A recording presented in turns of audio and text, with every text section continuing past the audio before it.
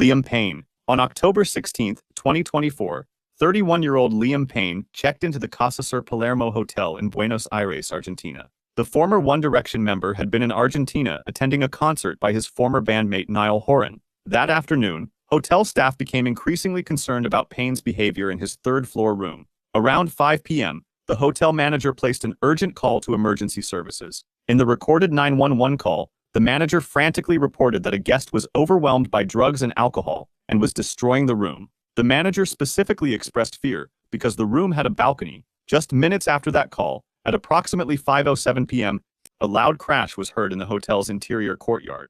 Liam Payne had fallen from his third-floor balcony. He landed in the courtyard below. Emergency responders arrived within minutes, but Payne was pronounced dead at the scene from multiple traumatic injuries sustained in the fall. When police entered Payne's hotel room, they found a chaotic scene. The television had been smashed. Aluminum foil, white powder, and drug paraphernalia were scattered around the room. A half-drunk glass of champagne sat on a table. The room showed clear signs of a struggle or violent episode. Investigators determined that Payne had been alone in the room when he fell. Toxicology reports would later reveal the presence of multiple substances in his system. The exact circumstances of how he went over the balcony remained under investigation. The death shocked the music world.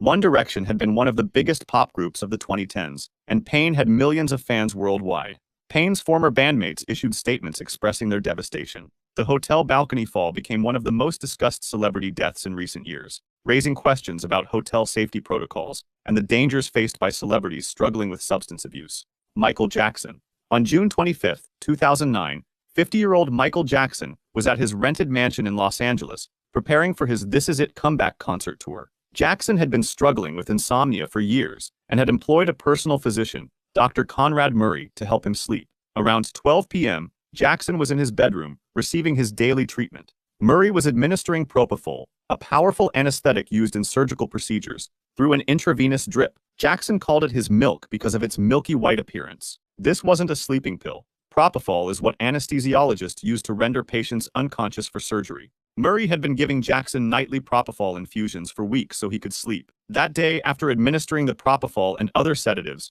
Murray left Jackson alone in the bedroom to make phone calls. When he returned, Jackson wasn't breathing. Murray began CPR and called for help, but precious minutes had been lost. Paramedics arrived and transported Jackson to UCLA Medical Center. Doctors worked for over an hour trying to revive him. Michael Jackson was pronounced dead at 2:26 p.m. from cardiac arrest caused by acute propofol intoxication. The news broke online and literally crashed the internet. Twitter, Wikipedia, and AOL Instant Messenger all experienced outages as millions tried to access information simultaneously. Dr. Conrad Murray was later convicted of involuntary manslaughter for administering the propofol in a home setting without proper monitoring equipment. Jackson's death revealed the extreme lengths he had gone to in pursuit of sleep, essentially undergoing surgery every night in his bedroom. Lisa Left Eye Lopez.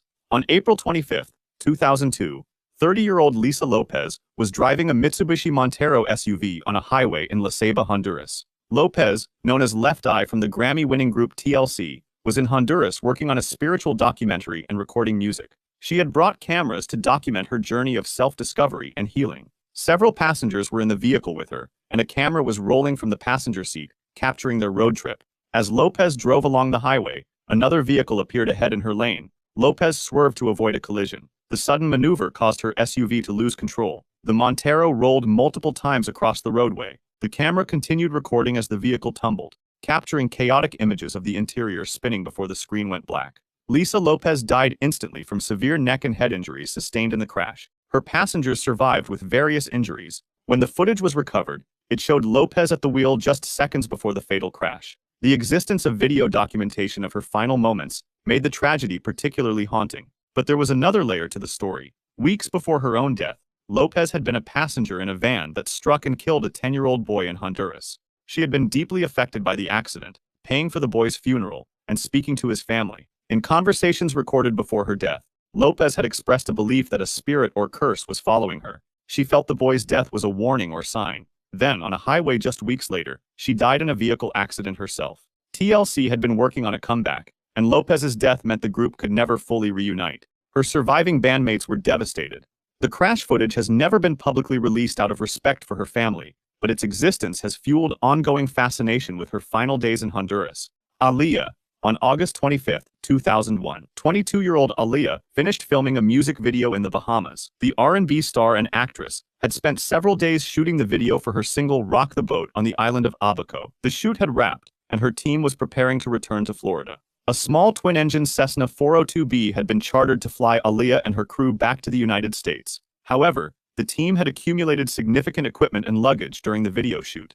Everyone wanted to leave that day rather than wait for a larger aircraft. Around 6:45 p.m., Aaliyah and 8 others boarded the small plane at Marsh Harbor Airport. The pilot was 30-year-old Luis Morales III. The Cessna began its takeoff roll down the runway. The plane lifted off but immediately struggled to gain altitude. Within seconds, the aircraft crashed just 200 feet from the end of the runway, slamming into the ground and bursting into flames. All 9 people aboard died. Aaliyah was killed on impact. Investigations into the crash revealed a cascade of negligence. The aircraft had been loaded with approximately 700 pounds more weight than its maximum capacity. The team's insistence on taking all their equipment had doomed the flight before it began.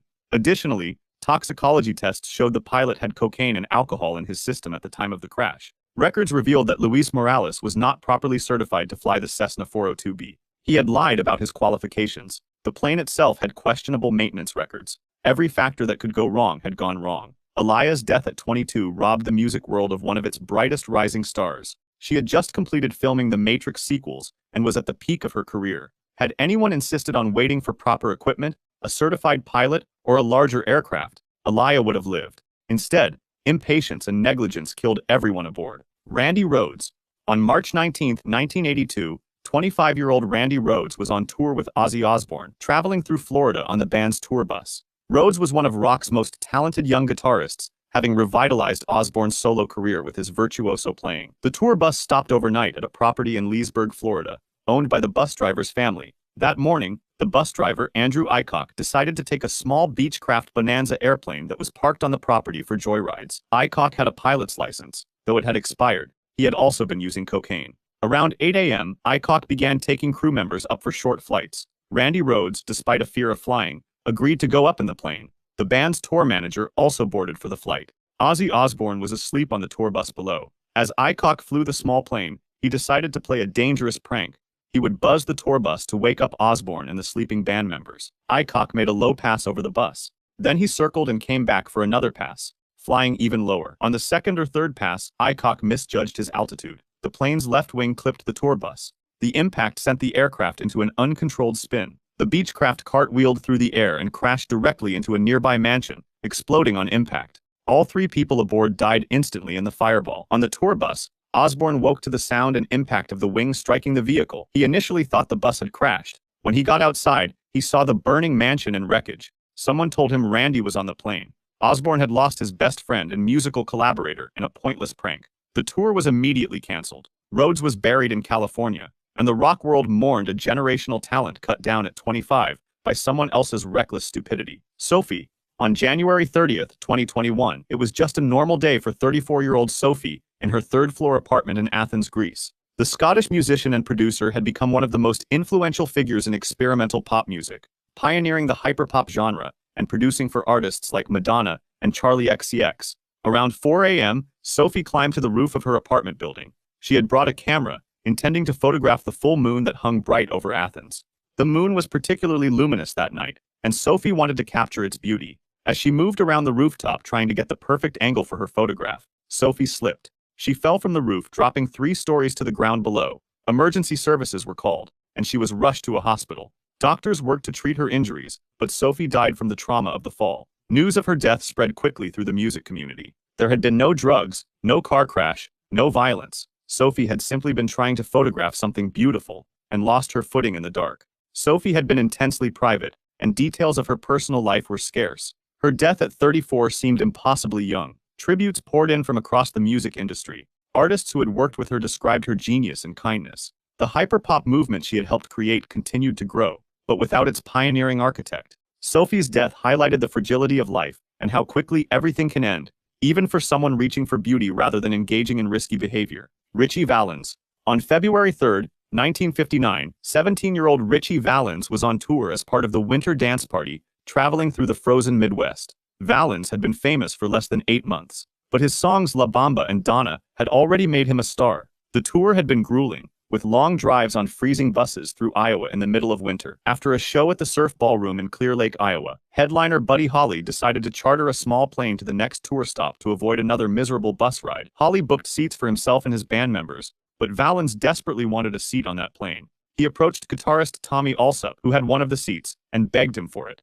Allsup was reluctant. They decided to flip a coin. Valens called heads. The coin came up heads. Valens reportedly said, "That's the first time I've ever won anything in my life." He took the seat on the plane. Shortly after 1 a.m. on February 3rd, the small Beechcraft Bonanza took off from Mason City Airport in a light snowstorm. Aboard were pilot Roger Peterson, Buddy Holly, J.P. Richardson, and Richie Valens. Within minutes of takeoff, something went wrong. The plane veered and crashed into a frozen Iowa cornfield. All four died instantly on impact. Investigators later determined the pilot had become disoriented in the storm and lost control. The tragedy became known as "The Day the Music Died," immortalized in Don McLean's song American Pie. Three of rock and roll's brightest young stars had died together. For Richie Valens, the coin flip that seemed like good luck had actually sealed his fate. Tommy Allsup, who lost the coin toss and stayed on the bus, lived another 58 years. Elvis Presley. On August 16, 1977, 42-year-old Elvis Presley was at his Graceland mansion in Memphis, Tennessee.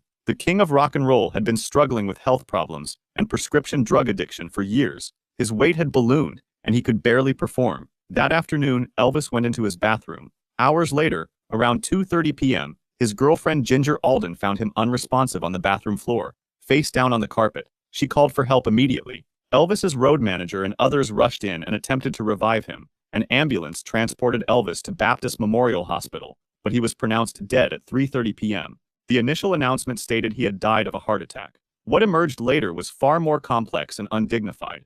The autopsy revealed that Elvis's colon was massively enlarged, approximately twice the size of a normal human colon. He had suffered from severe chronic constipation caused by years of opioid abuse. The strain of attempting to use the bathroom, a physical effort known as the Valsalva maneuver, had likely triggered cardiac arrhythmia and heart failure. Elvis Presley, the most glamorous and successful entertainer in the world, had essentially died straining on the toilet from drug-induced constipation. The toxicology report showed significant levels of multiple prescription drugs in his system, including codeine, Valium, and other medications. His personal physician, Dr. George Nicopolis, had prescribed thousands of pills to Elvis in the months before his death. The world mourned Elvis as a cultural icon, but the medical reality of his death revealed a man who had been slowly killing himself with prescription medications. Tens of thousands of fans descended on Graceland. Elvis was buried there after a funeral attended by celebrities and dignitaries. The bathroom death became tabloid fodder, but it also highlighted the deadly consequences of prescription drug abuse. Whitney Houston. On February 11, 2012, 48-year-old Whitney Houston was staying at the Beverly Hilton Hotel in Los Angeles. That evening, the hotel was hosting a pre-Grammy Awards party thrown by music executive Clive Davis, Houston's longtime mentor. Around 3:30 p.m., Houston drew a bath in her fourth-floor suite. She filled the tub with extremely hot water, over 93 degrees Fahrenheit. Houston had cocaine and prescription medications in her system. She lowered herself into the scalding bath water. At some point, Houston lost consciousness. She slipped beneath the water and drowned. When her assistant found her around 3:35 p.m., Houston was face down in the tub. The assistant called for help. Paramedics arrived and attempted resuscitation, but Whitney Houston was pronounced dead at the scene. The medical examiner determined she had died from accidental drowning, with heart disease and cocaine use as contributing factors. The water had been so hot it had burned the skin on her back, but Houston had been too intoxicated to feel the pain or pull herself out. The circumstances were grim, but what happened next shocked many. Houston's body was removed from the hotel room and taken to the coroner's office. That same evening, just hours after her death, Clive Davis's pre-Grammy party proceeded as scheduled in the ballroom downstairs. Davis made a brief statement about Houston's death. Then the party continued with performances and celebration. Whitney Houston's body had been in the building hours earlier, and now guests were drinking champagne in the same hotel. The decision to continue the party drew criticism, though Davis defended it as what Whitney would have wanted. The bathtub death of one of music's greatest voices became another cautionary tale about addiction's deadly grip. Prince. On April 21, 2016, staff at Paisley Park, Prince's estate and recording complex in Minnesota, found the 57-year-old musician unresponsive in an elevator. Emergency services were called at 9:43 a.m. Paramedics arrived and attempted resuscitation, but Prince was pronounced dead at the scene at 10:07 a.m. The news shocked the world. Prince had just performed shows days earlier and seemed to be in his usual form. The investigation revealed a tragic case of accidental poisoning. Prince had been suffering from severe chronic hip pain, the result of decades of performing in high heels and executing athletic stage moves. He had been taking what he believed were Vicodin pills for the pain. Toxicology results showed Prince had exceedingly high levels of fentanyl in his system. The pills he had been taking were not legitimate Vicodin. They were counterfeit pills manufactured illegally and pressed with fentanyl, a synthetic opioid 50 times stronger than heroin. Prince had unknowingly been taking fentanyl, believing it was prescription hydrocodone. On April 21st, he took pills that contained a lethal dose. Investigators found similar counterfeit pills throughout Paisley Park, in vitamin bottles and other containers. Prince had likely been obtaining them through intermediaries without knowing they were fake. Prince became a victim of the fentanyl crisis that was beginning to sweep America. He left no will, and his estate became tied up in legal battles. His death highlighted the deadly danger of counterfeit prescription pills, a problem that has only worsened in subsequent years.